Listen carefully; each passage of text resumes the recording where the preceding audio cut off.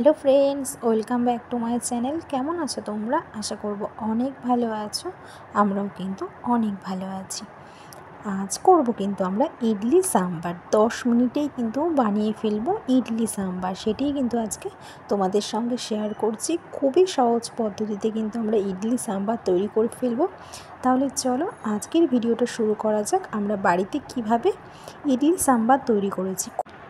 সকালের জলখাবার কিংবা রাতে ডিনারে কিন্তু জাস্ট জমে যাবে ইডলি সাম্বার। তাহলে চলো ভিডিওটা শুরু করা যাক। ভিডিওটা কিন্তু তোমরা একদম স্কিপ করো না, পুরোটা দেখার জন্য অনুরোধ রইল।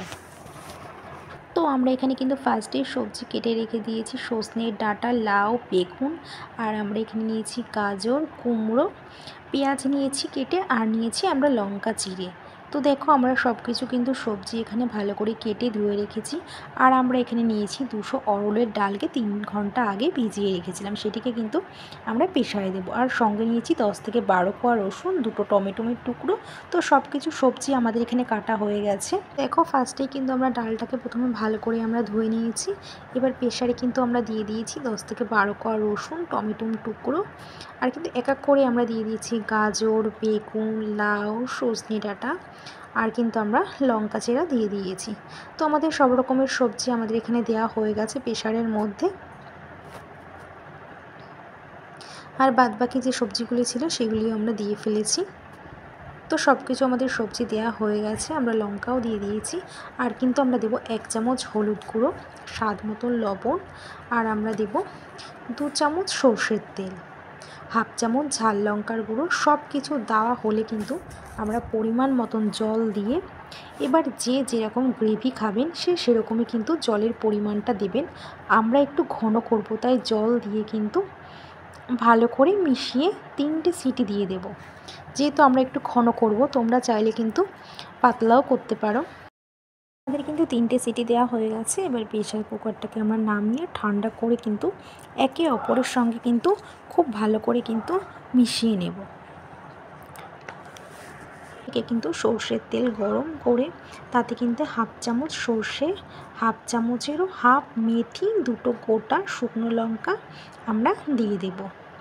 এবার কিন্তু আমরা দেব 10 থেকে 12টা কারি পাতা। ফোড়নটাকে খুব ভালো করে আমরা নাড়াচাড়া করে নেব। এবার আমরা দিয়েছি 3টে কাঁচা লঙ্কা চিরা। আমরা 2টো বড় সাইজের পেঁয়াজকে টুকরো করে রেখেছিলাম, সেটিই কিন্তু আমরা দিয়ে দিয়েছি। এবার কিন্তু খুব ভালো করে কিন্তু আমরা লাল করে ভেজে নেব। খুব ভালো করে কিন্তু ভাজা একটা করতে হবে। তো দেখো একে অপরের সঙ্গে কিন্তু আমরা খুব ভালো করে কিন্তু মিশিয়ে নিচ্ছি। এবার দেব হাফ চামচ গ্রেট করা আদা। আদা দিয়ে পেঁয়াজের সঙ্গে ভাজা করে নেব খুব ভালো করে। এবার আমরা দেব এভারেস্ট সাম্বার মশলা 2 চামচ কিন্তু আমরা দিয়ে পেঁয়াজের সঙ্গে খুব ভালো করে কিন্তু আমরা নাড়িয়ে নেব।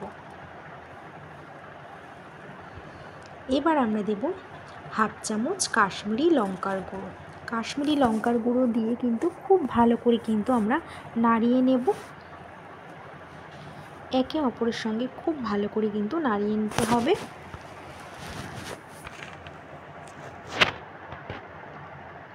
এবার আমরা দেব হাফ বাটি তেঁতুলের পাল। তেঁতুলটাকে খুব ভালো করে আমরা হাত দিয়ে মেখে যে পালটি তৈরি করেছিলাম সেটি কিন্তু আমরা দিয়ে দেব। দিয়ে ভালো করে কিন্তু আমরা কষিয়ে নেব। খুব ভালো করে কষিয়ে নিতে হবে। এবার সিদ্ধ করে রাখা সবজি ডালটাকে কিন্তু আমরা ফোড়নে দিয়ে দেব এক এক করে। তো দেখো আমরা ফোড়নে দিয়ে দিই। এবার কিন্তু 5 মিনিট ফোটার পরে আমরা দেব একটু গুড়। আমরা এখানে একটু গুড় দিয়েছি। গুড় দিয়ে কিন্তু খুব ভালো করে কিন্তু আমরা আবারও কিন্তু ফুটিয়ে নেব। একে অপরের সঙ্গে খুব ভালো করে কিন্তু আমরা মিশিয়ে নেব। কিন্তু সাম্বার তৈরি হয়ে গেছে। এইভাবে কিন্তু বানিয়ে নিলাম আমরা সাম্বার। এবার কিন্তু আমরা ইডলিটাকে তৈরি করে নেব। এবার কিন্তু অন্যদিকে আমরা ইডলিটাকে তৈরি করব। কিন্তু আমরা নেব 1 বাটি সুজি। যতটা সুজি নিয়েছি ততটাই কিন্তু আমরা টক দই নেব। এবার কিন্তু আমরা দেব স্বাদ মতন লবণ দিয়ে আমরা একটি মিক্সির জারে কিন্তু খুব ভালো করে কিন্তু মিহি পেস্ট তৈরি করে নেব। দেখুন ব্যাটারটা কিন্তু ঠিক এরকমই হবে, না ঘন না পাতলা, ঠিক এরকমই কিন্তু আমরা করব। এবার আমরা সামান্য বেকিং সোডা দিয়ে আবারও কিন্তু ভালো করে কিন্তু মিশিয়ে নেব। এবার কিন্তু আমরা ছোট ছোট বাটিতে অয়েল ব্রাশ করে তাতে কিন্তু বেটারগুলি বাটিতে হাফ হাফ করে কিন্তু আমরা ঢেলে দেব। এবার যদি ছোট বাটি না থাকে তাহলে কিন্তু বড় বাটিতেও করতে পারেন। এগুলিকে কিন্তু এবার একটি কড়াইতে হাফ জল গরম করে ছিদ্র করা পাত্র বসিয়ে দিয়ে দেব।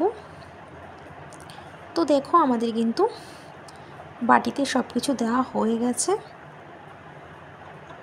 আর দেখতেও কতটা সুন্দর লাগছে। এবার কিন্তু একটা কড়াইতে হাফ জল গরম করে ছিদ্র করা পাত্র বসিয়ে তার উপর কিন্তু আমরা বাটিগুলি কিন্তু এক এক করে দিয়ে দেব।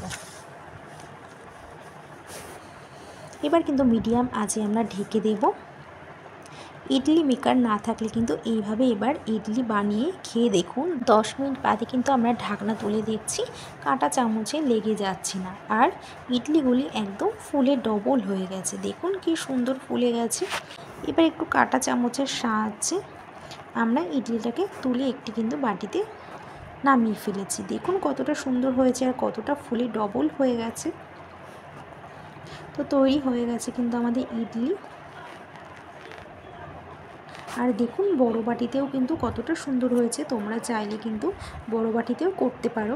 এবার আমরা একটি চাকু দিয়ে কিন্তু ইডলিটাকে আমরা পিস পিস করে নিচ্ছি।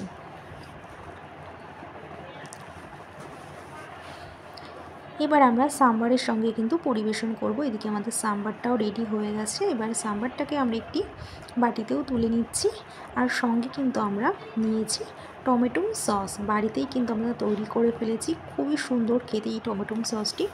তো ফ্রেন্ডস, কেমন হয়েছে আজকে আমাদের ইডলি সাম্বারের জল খাবার, আর ডিনারে কিন্তু জাস্ট জমে যাবে ইডলি সাম্বার। তো ফ্রেন্ডস, আজকে এই রেসিপিটা তোমাদের কেমন হয়েছে? আজকে এই রেসিপিটা যদি তোমাদের ভালো লেগে থাকে তাহলে কিন্তু অবশ্যই একটি কমেন্ট করে জানিও। আর তোমরাও কিন্তু বাড়িতে এইভাবে ইডলি সাম্বার তৈরি করে দেখতে পারো। সত্যি বলতে খেতে কিন্তু দারুণ হয়েছে, আর সঙ্গে কিন্তু টমেটো সস, আর আমরা বাড়িতেই তৈরি করে ফেলেছি একদম অন্য রকম। তো আজ এই পর্যন্ত, আবার দেখা হবে নেক্সট ভিডিওতে।